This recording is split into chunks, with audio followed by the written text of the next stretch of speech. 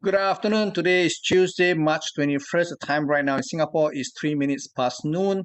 And overnight, we see very little action because the market is basically waiting for tomorrow FOMC meeting, in which the Federal Reserve will have a hard decision to make whether to hike interest rate by 50 basis points or to hike by 25 basis points or to pause the rate hike in light of the turmoil in the banking sector as we see. Okay, whatever the case is, the market has been in a wait and see mode right now. There's no major move. On Wall Street, we can see Dow Jones actually stabilized and went back above 32,200. So basically, it's in a holding pattern. There is scope for the market to edge a little bit higher, going to 32,500 to 32,800 levels. If the market goes into this level, it is actually a sell zone. So if we get a sell signal within this range of prices, it is actually more beneficial to trade to the downside than the upside. Okay, and S&P 500 remains the same. We have a bit of a rebound, but last night we have no new high for the week itself.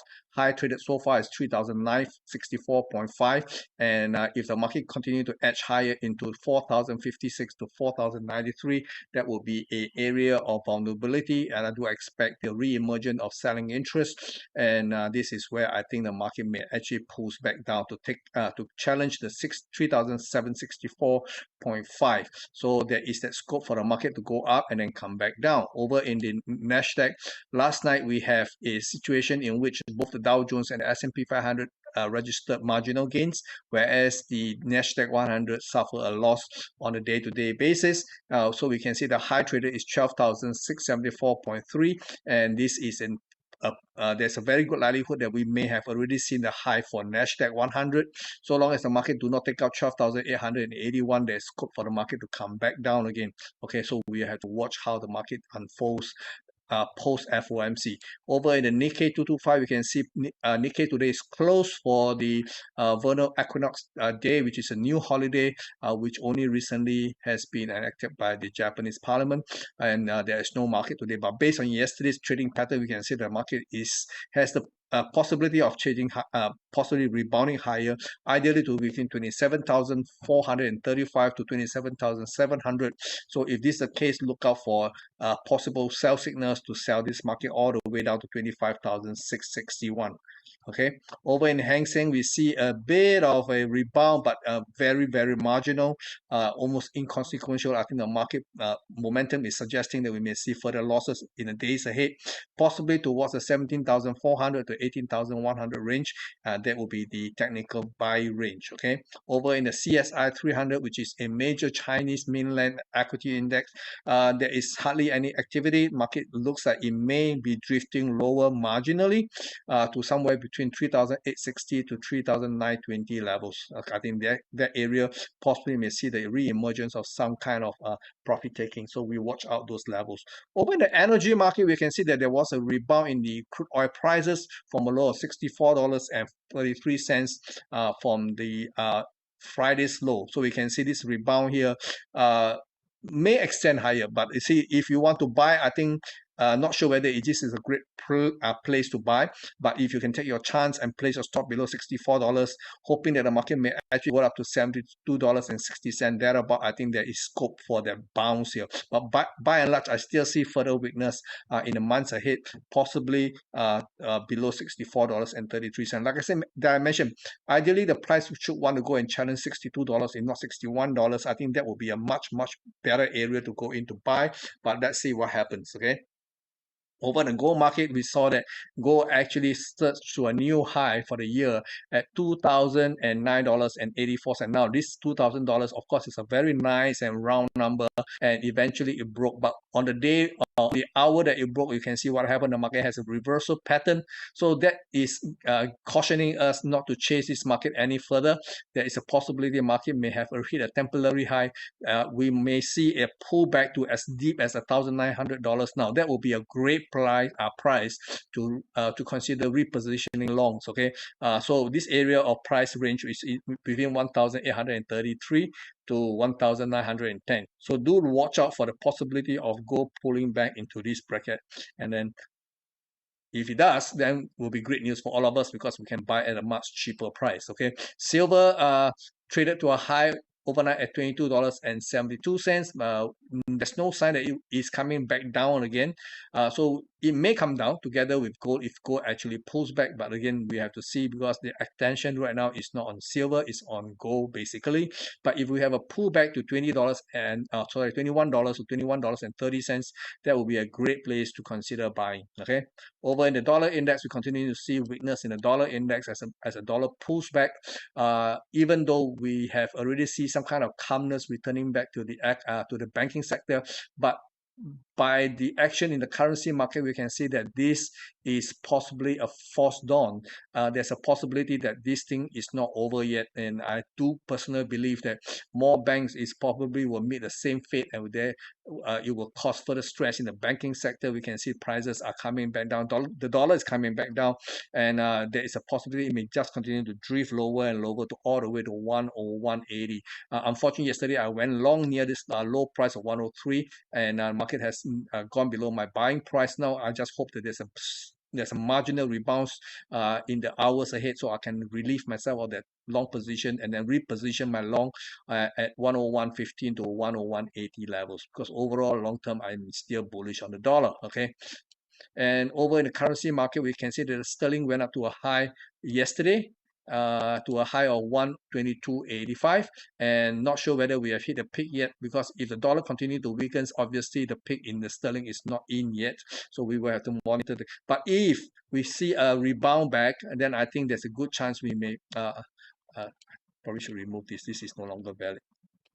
Okay, so if we can see a rebound, that would be great, but we will have to see how things pans out. This low here that we saw could be a technical level 120. So if we, for whatever reason, see a pullback to 120, that will be a great level to reposition longs in the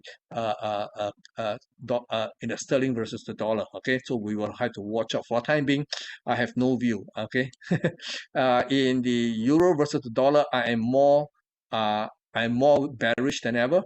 If the market managed to rebound even higher to 107.70 to 108.35, that will be an area in which I'll be very, very keen to look for selling interest. If it does, I'm more than happy to sell euro versus the sterling, okay, because the euro is fundamentally weak.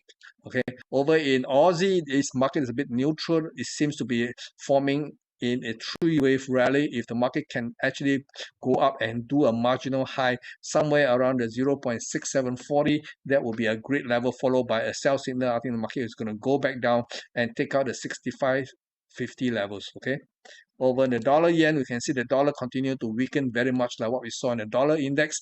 So yesterday we have a low of 130.54, and it does not look like it has reversed yet. So there is the possibility we may see a marginally lower price. But again, do not expect too much going into the FOMC. It will be explosive only after the FOMC meeting. Okay, so in the meantime, for the next 24 hours, 24 hours, I don't expect too much of activity in all markets across the board. Okay, over in dollar CAC, we're also seeing very much like what we saw in Aussie versus the dollar. We're probably seeing a three-way corrective, and if I'm already short from a position that I held for more than 2 weeks, and if the market continue to drift lower to 136, I'm more than happy to take profit and then exit the market and see what happens next. Okay, over in Bitcoin, we can see Bitcoin continue to charge higher this morning. We have a marginal high, 28,567. So this thing has been going up non-stop since the low that was traded on March 23rd. So we can see, on March the 10th. So this is almost a 2 weeks old rally without having any sensible pullback. So it will be great to see if we can get some kind of pullback in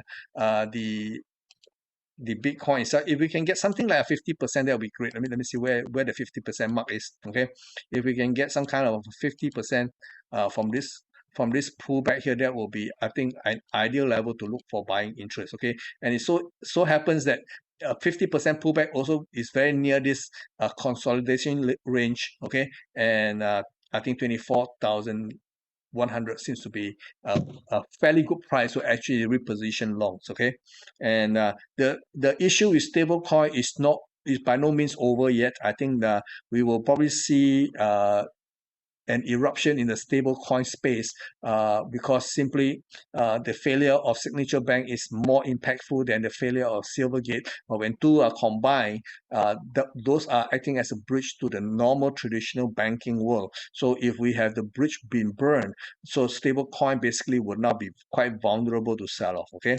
Now we have to watch this space. Over in Ethereum, we have a high of $1,846.50.